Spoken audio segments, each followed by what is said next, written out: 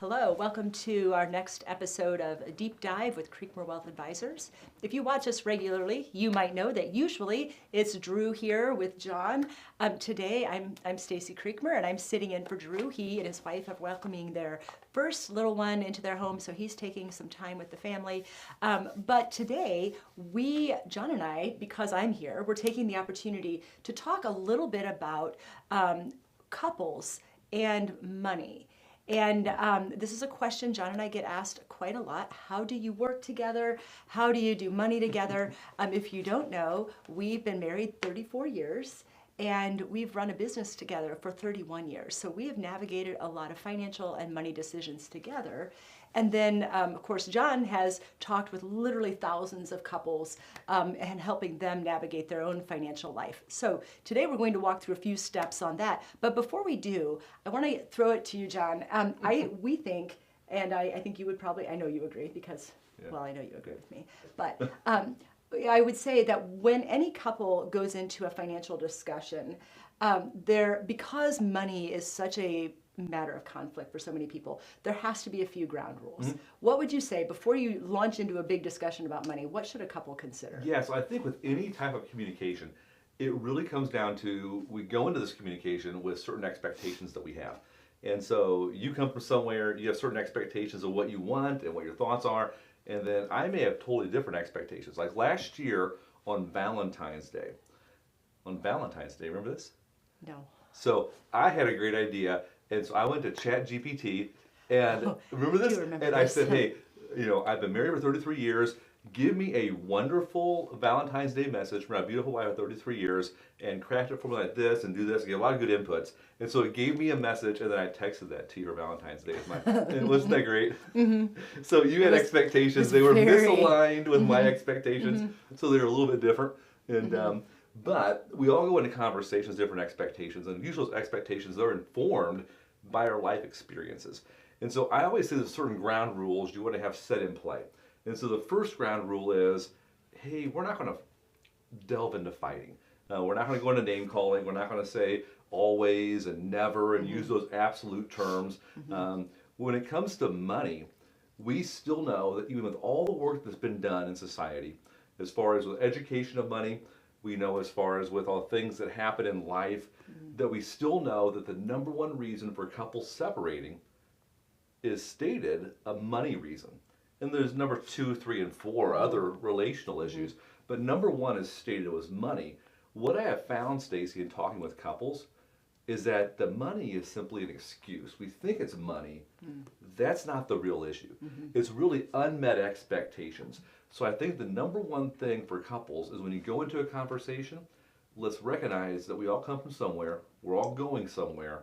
We're not going to delve into emotional responses. We're going to walk through some things and just have a conversation because we love each other. And so I think the first one is having that ground rule. The ground rule of recognizing that we both have expectations. And then also you hit on something else that I think is really important, that we love each other and that our goal is ultimately the same. We may think we're getting there in maybe a different way, but we want the same thing. We want what is best for us as a couple, for us as a family. And if we remember that, it helps us understand that we're coming from a different place, but we want to get to the same place in a way that doesn't hurt us. Yeah, so let's work through some conversations. And the other thing is we need to recognize so much about money discussions, it really doesn't have to do with money. Money is simply just the execution. It's the tool that we use to execute whatever is really important to us, those priorities. Right. And so the reality is we need to make sure we understand, we're having a discussion that may revolve around cash flow. And I didn't use the word budget, did I? Because budget, people get kind of prickly about it. One or the other of us usually has trouble with the budget. Without a doubt, and it's usually me, right? And so, but I think in marriages and in relationships with other couples, whenever we have joint expenses brought together and we're paying for things, that whole discussion of budget really becomes a huge dividing word. And so let's change the word. Let's call it a cash flow analysis. Okay. That just sounds softer. And so, but a lot of it is the money discussion. It's not really about money. So that kind of leads us into, though, really 3 different steps, I guess I would say, that before we have like deep dive discussions, there's a few things we got to put in place. The first thing, and you kind of touched on this, is that we need to identify our core values. as a couple. And so truthfully, when we get started, we are perhaps coming from different places. We may have different core values, but if we're going to make a money decision together, we have to have some shared core values. That's right. So how do you go about establishing those together? You know, we hear things all the time like opposites attract. And I don't know if that's the case or not, but you know, sometimes couples say that. And sometimes they say, boy, we're like two peas in a pod. We seem very similar. And so the reality is we get into financial decisions. How much do we save for retirement? And what is retirement? How much do we save for the kids' college? What do we set aside as far as spending in different categories? The reality is it all traces back to what our core values are. What are things that are most important to us? And so before you should have a discussion about budgeting, about savings, about investing, the real discussion needs to be on what's most important to you. What are the priorities in life that are significant to you? What are those core values? But Stacy, I find when I talk to people, they don't know how to define those things. Like what is most important to me? Yeah. How do I even find that out? I feel like you have some questions that you found to be helpful when people are trying to discern, core values and how do we get there together? Yeah. So we have a series of questions. They'll be right there in the body of the email as far as a link, as far as catching down those questions. I would encourage you to take those questions, maybe 8 of them, 10 of them, and just sit down and start asking the questions to each other. And quite honestly, when you go through them, they're not going to be how much do you want to spend on X, Y, or Z, right? It's going to be things such as I can always find time for what? Or whenever I think about this or I see this, I always get a smile on my face. And so there's things that really get you to start thinking, and then from there the questions start to get a little bit deeper. And I know too, I think this is a practice that's really helpful to do periodically throughout time. I know we every year at either the end or the beginning of the year, like that first week of the year, we sit down and have a big list of things that we go through, evaluating the year before and then thinking forward into the year ahead. And so I really would say that I feel like your root values aren't going to change, but there are things that each of you find important that may shift in priority over time. And so I think these are conversations you should be having regularly. They are, and I think people sometimes, they always ask me, how much time do I spend looking at our own money, our own finances and everything? And we really deep dive on our finances once a year, in between Christmas and New Year. And so we don't spend a lot of inordinate amount of time. Now, it's not fair because we work in this field all the time, right? But we also start the year off every year. I don't remember how long it's been a long time we've done this. We find a guide, we develop questions, and we go back really checking in on each other. We go back asking core values questions as number one. Now, one of the exercises I would encourage you also to walk through identifying your core values is start to ask yourself, where are you spending money? Because a lot of times that's a revealer. And so if you look at your credit card statement, your debit statement, your checkbook, and you say, where's my money going? A lot of times that's going to reveal what your values are. What really is important to you. Or it may reveal that actually and then this is where you kind of get into the budget or whatever you want to call that, where maybe we're not spending in ways that are aligned with what we want our values to be, and we need to make some adjustments there. But from there then, once we've established what our values are, from there we can start setting up some goals. And these are a little bit more concrete things that we want to do, long-term or short-term. Right, so really that first step's core values. Once you have the core values, start to have conversation about what are some goals that you have. Now, with a goal, I'm very particular on this one here. This is my definition, and so it needs to have a specific time frame and a specific dollar amount tied to it. If it doesn't have a time frame and a dollar amount, it might be aspirational. Or a wish or a hope. wish or a hope or something like that. Sure. And so it's hard to plan with that. And so you really want to say, what is the time frame we're going to accomplish this?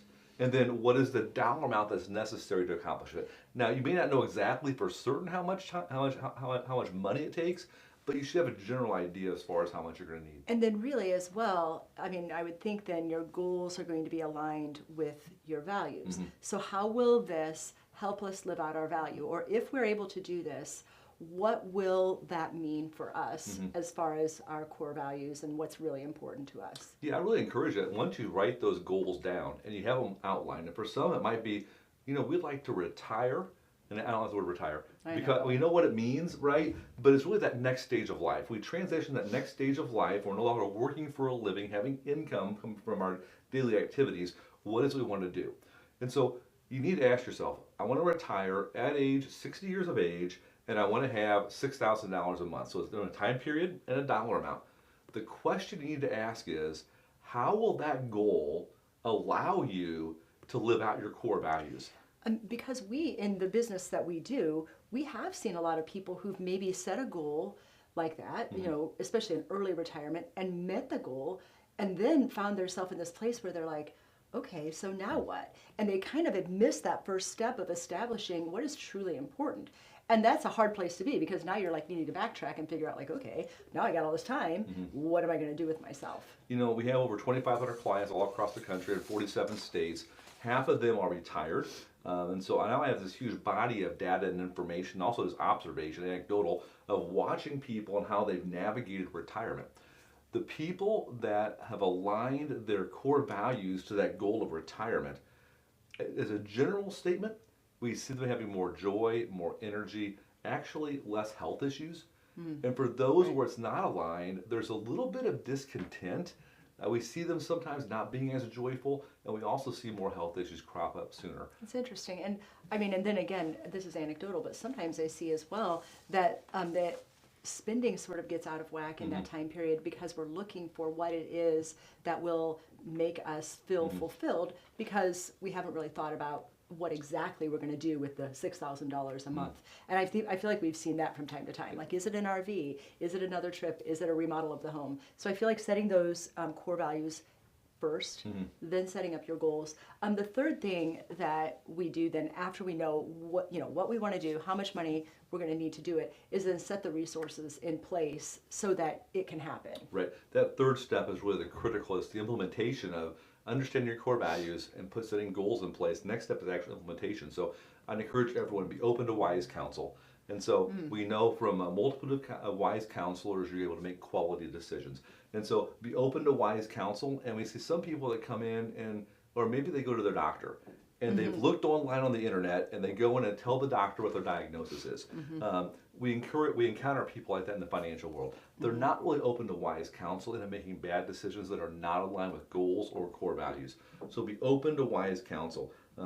Understand the trade-off between risk and reward. And Stacy, I've seen so many portfolios that are structured where the client, the individual, they do not understand the difference between risk and reward and how those two work together. And so they could probably lose a lot of money, and that was going to keep them from accomplishing their goal objectives. Because really, you don't want to take any more risk with the accounts that you set up than it needs to accomplish your goals. I mean, if you need, whatever you need to accomplish your goal is what you want to risk. It is. Because there's too much at risk. That's right. Otherwise. That's right. And if you can accomplish your goal, let's say on a scale of 1 to 10, risk is on a scale of 1 to 10. If you can accomplish your goal investing for a risk level of 3, but your actual portfolio has got a risk level of 9, why are you taking so much risk for the goal objective that allows you to live out your core values? What you're going to do is you're going to put your goal objective realization at risk because you have too much financial risk. And so the last two things I encourage everyone to do, number 1 is to be slow and thoughtful.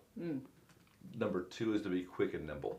Well, those are kind of opposite ideas, right? They are. And so work slowly, but be thoughtful. But once you're thoughtful, it's time to execute. And so be quick and nimble. And so it all kind of works together. Those 3 key points. Number 1, know your core values.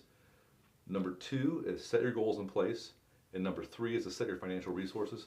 Simple steps for couples to walk through. And then I think from there, kind of once you know yourself, once you have that confidence of knowing you have a plan in place, we're moving forward, then kind of you do have to kind of block out all of everything else, because there's just so much like noise and information telling you what you should do or shouldn't do that can really get people off track as well. Totally. And so we encourage everyone, do not make financial decisions based upon the media, based upon the opinion of a neighbor or family member, based upon the opposite of their opinion. Because they don't know you, and they don't know what's important to you. They do not. And so in summer, we've seen couples, 2 different couples, they look the same on paper, similar incomes, similar asset levels. You would think they have similar objectives, and maybe they have similar portfolios, but the reality is their core values are different, their goals are different, they need to be investing differently. And in summary then, so because we are talking to couples today, like this is good stuff really for anybody, what would you say for a couple is the best thing to do to start moving towards that. Yeah, for sure. I would say step number one is sit down and ask those questions on core values. And so again, a phenomenal resource here in the body of the email. Get the list of those questions, start having conversations. Number two, write down 3 big goals you guys want to do. Whatever they are, and whatever it is to you and you're in agreement, they align with their core values, write those down, and then once you write them down, say, how does this allow us to live out our core values? Number 3 would be to pick up the phone and talk to one of the Creekmur Wealth advisors and say, hey, help us walk through, we've identified our goals, we have a conversation on what's important to us, help us walk through how do we execute on these goals and make sure we can realize them. And I would say then too, just continue to recognize that this is a process you go through together over the course of time. Yep. Both of you equally engaged in it because, I mean, this is the future for both of you. For sure. It matters Yep. for both of you. Yep, that's excellent. Thanks for spending time with me today. Yeah, I know, it was fun. Appreciate it, it was fun. Maybe we'll do it again. We could talk about a lot of things. We could talk about a lot of things. Anyway, Okay. talk to you guys later. Bye-bye. Bye-bye.